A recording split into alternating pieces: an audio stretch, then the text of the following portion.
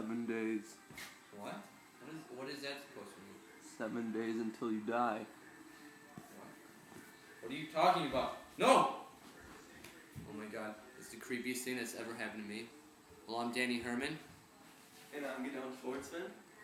And welcome to our haunted tour of Chicago. You better fasten your seatbelt for a thrilling ride.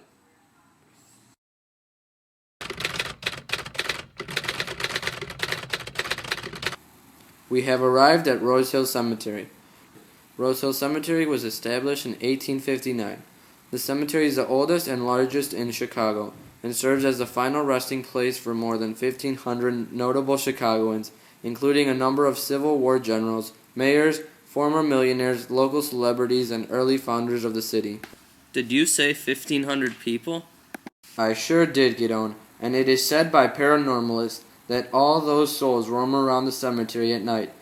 Perhaps the most famous ghostly sight is the mausoleum that belongs to Charles Hopkins, a real estate tycoon from the middle 1800s. When he died in 1885, a miniature cathedral was designed to serve as the tomb.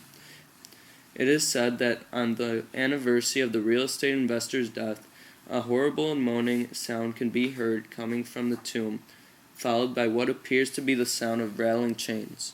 But you know which story I think is the scariest one of them all? It is the one about Francis Pierce.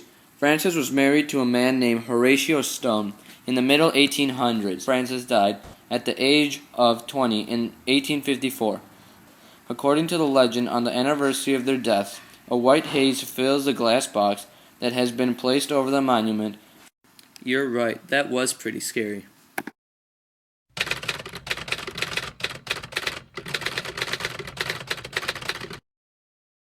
Hull House, Hull House, Hull House. What are you doing, Gideon? Sorry, it's just fun to say. I bet you won't be saying it after what happened here. At the time when Jane Addams took over the Hull House, several years had passed since the death of Miss Charles Hull, but this didn't prevent her from making her presence known.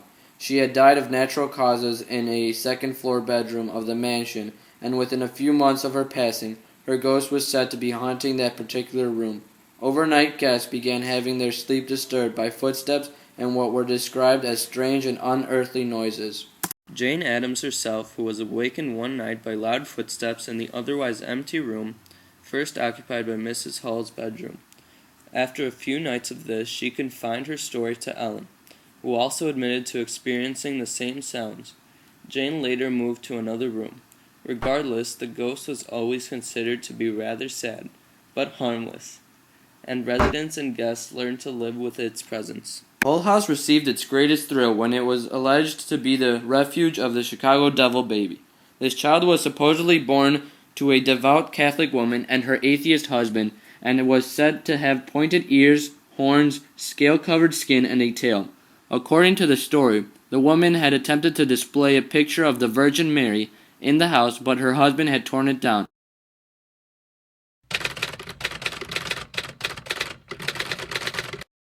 The water tower was built in 1869 from the limestone. This heroic worker stayed behind as the Chicago Fire, manning the pumps instead of fleeing for his life. Just before the flames reached him, he hung himself in the structure rather than being burnt to death.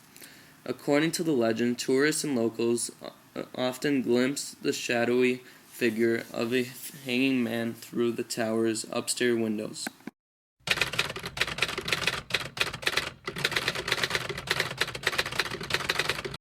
At this time, we have entered the hotel, and we are walking through the lobby, trying to find any mysterious things going on.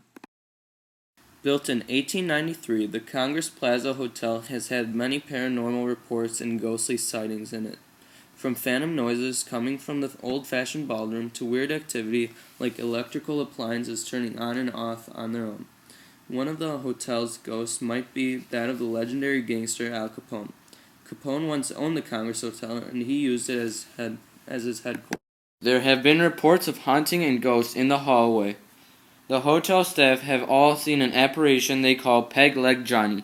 The peg leg has been spotted on one particular floor by several recent guests.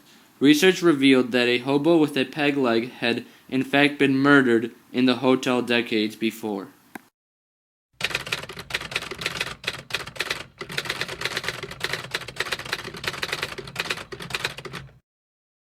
A terrible blaze occurred at the Iroquois Theater on December 30th, 1903, as the fire broke out in the crowded theater during a performance, and as the lights went out, the crowd screamed in blind terror. The auditorium began to fill with heat and smoke, and screams echoed off the walls and ceiling. When the crowd reached the doors, they could not open them as they had been designed to swing inward rather than outward. The gallery and upper balconies sustained the greatest loss of life as the patrons had been trapped by locked doors at the top of the stairways. The firefighters found 200 bodies stacked there, as many as 10 deep. Those who escaped had literally ripped the metal bars from the front of the balcony and had jumped onto the crowds below. Even then, most of these met their deaths at a lower level. The reason the alley is haunted is because some dead bodies were found in the alley, and it is said that you can see their faces of the people screaming in the bricks.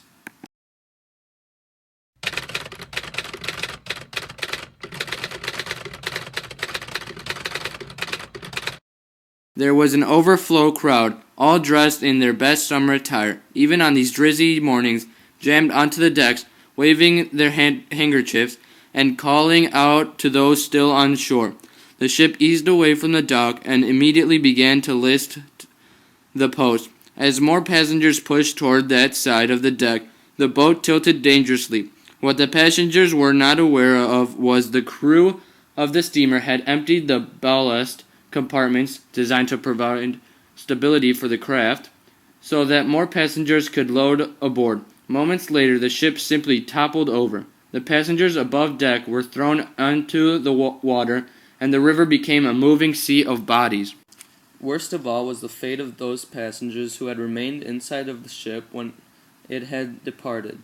These unlucky victims were first thrown to one side of the ship as it turned over, and then they were covered with the water flowing from the river. It is said that the screaming faces appear in the river. Plus, this area has 95% of all suicides in Chicago. This area is between Clark and LaSalle Bridge.